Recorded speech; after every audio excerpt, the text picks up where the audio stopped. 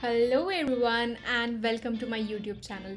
So today we are on day 27 of Lead Code 75 days challenge, and we are going to see a problem statement which is going to be related to queue, and like the last few videos were related to stack, and we are going to start a journey and a few problem statements we are going to solve in the upcoming days, and it is going to be related to queue. So let's not delay much, and let's start our journey today. So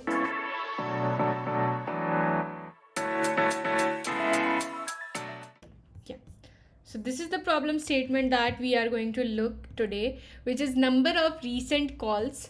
So basically we have a recent counter class which contains the number of recent requests within a certain time frame. Now basically there is a class that is written already here. Now what I need to do, I need to return the count of the number of recent requests, or basically it's like a API call.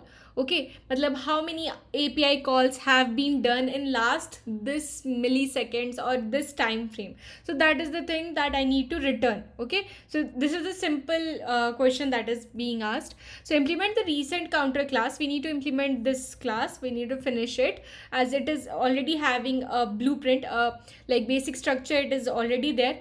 So recent counter initializes the counter with 0 recent request. So first what we need to do, we need to initialize a counter so with 0 recent request. Now int ping, so basically this ping function, so this will adds a new request at time t, where t represents some time in milliseconds, and return the number of requests that has happened in the past 3000 milliseconds. So the time frame that I was mentioning, so basically the time frame जिसमें हमको check करना है कि कितना बार API call हुआ या कितना बार हमारा रिक्वेस्ट हुआ है, ठीक है, उस टाइम फ्रेम में is 3000 milliseconds, including the new request. Especially return the number of requests that have happened in the inclusive range. So we have to check the inclusive range, that is 3000 milliseconds, ठीक है, उसमें inclusively कितना request call हुआ है. It is guaranteed that every call to the ping uses a strictly larger value of t than the previous call. Okay, so basically हमारे एक sequence में दिया हुआ है. Now input is like recent counter ping. So basically it is like we will be given this as the input. So basically ये हम लोग का ऐसा बता रहा है कि हम लोग को चेक करना है कि अगर वो inclusively 3000 milliseconds के interval में है तो ही हम लोग उसको काउंट करेंगे, वरना नहीं करेंगे. सो एक्सप्लेनेशन देखते हैं इसका. सो रीसेंट काउंटर पहला तो इनिशलाइज करने के लिए हुआ, क्लास को कॉल किया जा रहा है. तो it's like we have initialized it. Okay, we have initialize the class and we have started our empty counter. Okay, so let's see this example and then understand it more clearly and easily. ठीक है, तो हमारा जो ये example दिया हुआ है, recent counter input हम लोग का ऐसा दिया हुआ रहेगा. ठीक है, this one recent counter ping ping ping ping. ये क्या बोल रहा है वो भी हम बताते हैं, और ये चीज़ क्या है वो भी हम बताते हैं. ठीक है, so this is our input. So recent counter means the class is being called. So basically ये जो हमारा क्लास था वो उसको कॉल किया जा रहा है, सिंपल. ठीक है, सो हियर यहाँ पे देख सकते हैं हम, यहाँ पे रीसेंट काउंटर एक ऑब्जेक्ट बनाया गया है and the object is being called. Now ping is the function that is defined here, so this one in which we have to finish it.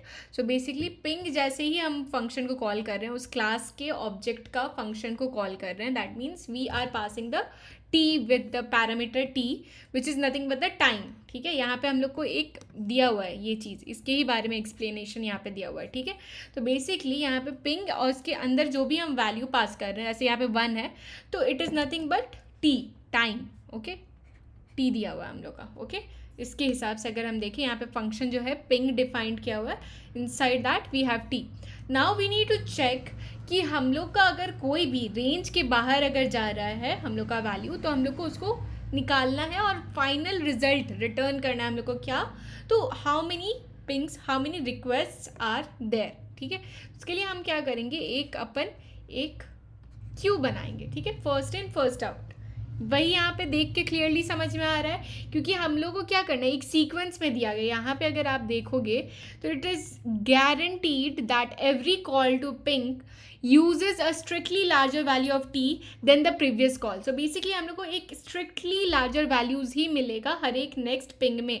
So जैसे आप यहाँ पे भी देख सकते हो, ये तो object call है, then 100, 3001, 3000, it's like strictly larger values. ऐसा नहीं होगा कि 1 then 3001 then 100, ऐसा नहीं होगा, ठीक है. It will be always be following strictly larger thing.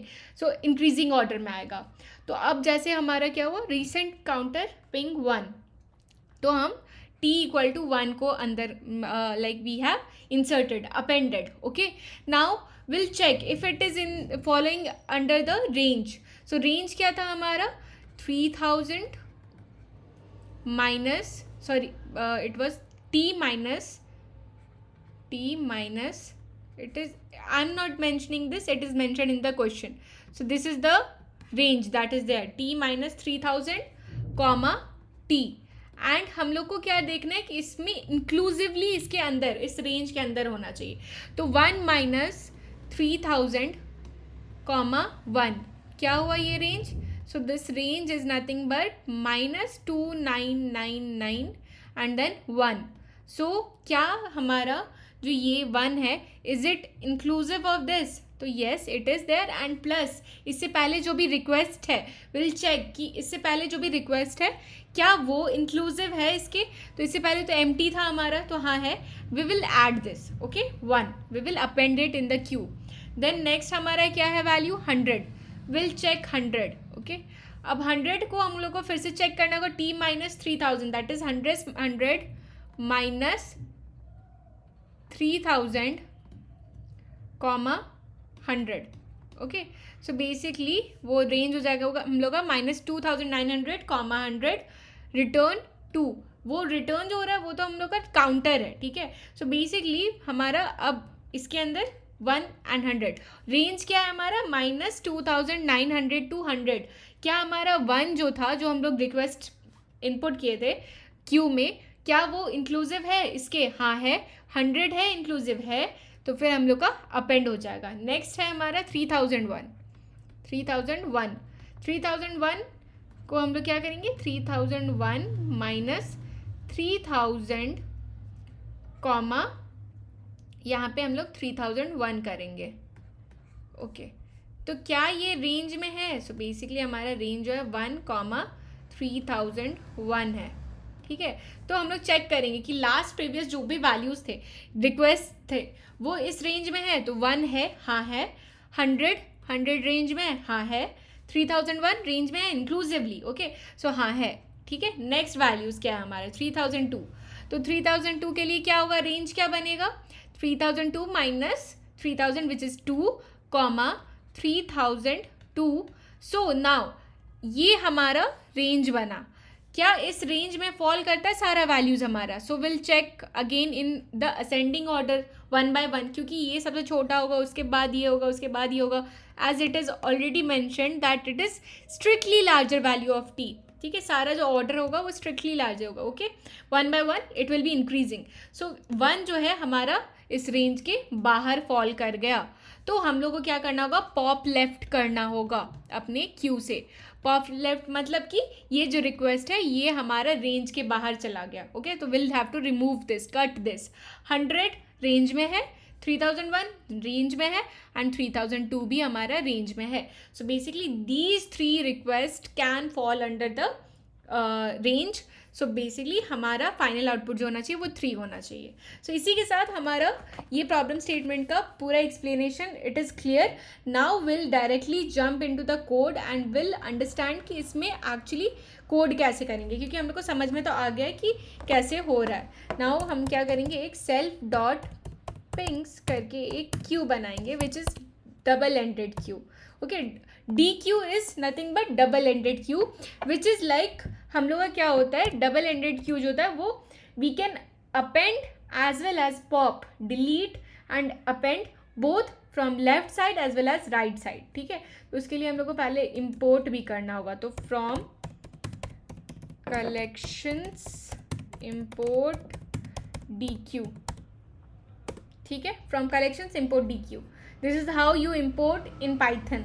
Okay, so ये डबल एंडेड क्यू का कॉन्सेप्ट है. नाउ हम लोग को क्या करना है, ये फंक्शन जब जब कॉल होगा हमें क्या करना है, हमें इस पिंग जो हम लोग क्यू बनाए हैं उसमें हमें इंसर्ट करते जाना है, अपेंड करते जाना है. किस ऑर्डर में, फर्स्ट इन फर्स्ट आउट में, लाइक लास्ट में अपेंड करते जाना और चेक करते जाना है. ठीक है, तो हम लोग क्या करेंगे, self dot pings. Self dot pings मतलब कि एक ही क्यू बनेगा हर एक कॉल में, वही सेम क्यू को कॉल किया जाएगा. सेल्फ डॉट क्यू डॉट मतलब जो भी हमारा क्यू बना है double ended Q, append T करेंगे, उसको अपेंड कर दिए. अब हमको चेक क्या करना होगा, क्या वो रेंज में है जो जो जो भी हमारा स्टार्टिंग वैल्यू है. तो हम लोग को उसके लिए क्या करना होगा, while self dot pings and मतलब सेल्फ डॉट पिंग होना भी चाहिए, प्रेजेंट होना चाहिए, एंड सेल्फ डॉट पिंग्स का 0th इंडेक्स का जो वैल्यू है वो लेस देन होना चाहिए. किस में, मतलब it should be inclusive. So उसके लिए हम लोग को क्या करना होगा, it should be in the range of t-3000. So what we are checking कि if it is in the range, so t-3000 से छोटा है, like if it is inside that, so हम लोग का क्या हो जाएगा, अगर नहीं है, ठीक है, if it is less than that मतलब वो रेंज से बाहर चला गया, ओके, दैट मीन्स इससे पहले हो गया, t-3000 से भी छोटा है, दैट मीन्स इसके बाहर का तो हम लोग का नहीं हो पाएगा, इसके इंक्लूसिव नहीं हो पाएगा. उस केस में हमको क्या करना है, self dot pings dot pop left. what I am checking here that the value, the 0th index का जो value है, if it is below the range, okay, if it is below the range that is t-3000 से भी छोटा है अगर, that means वो हमारे रेंज में नहीं है. ठीक है, इक्वल भी अगर होता तो हो जाता, क्योंकि इंक्लूसिवली हम लोग चेक कर रहे हैं. ठीक है, तो अगर वो उससे छोटा है तो हम लोग को सिंपल उसको पॉप लेफ्ट करके रिमूव कर देना है. ठीक है, और फिर हमको क्या करना है, finally return the length of self dot pings. Okay, and इसी के साथ हमारा यहाँ पे एक्सेप्ट हो गया. Will check and yes, we have done it. So by this we have come to the end of this video. I hope you guys understood the concept of queue and this problem statement also. अगर कहीं पे भी कोई दिक्कत हो, let me know in the comment section and do like and subscribe.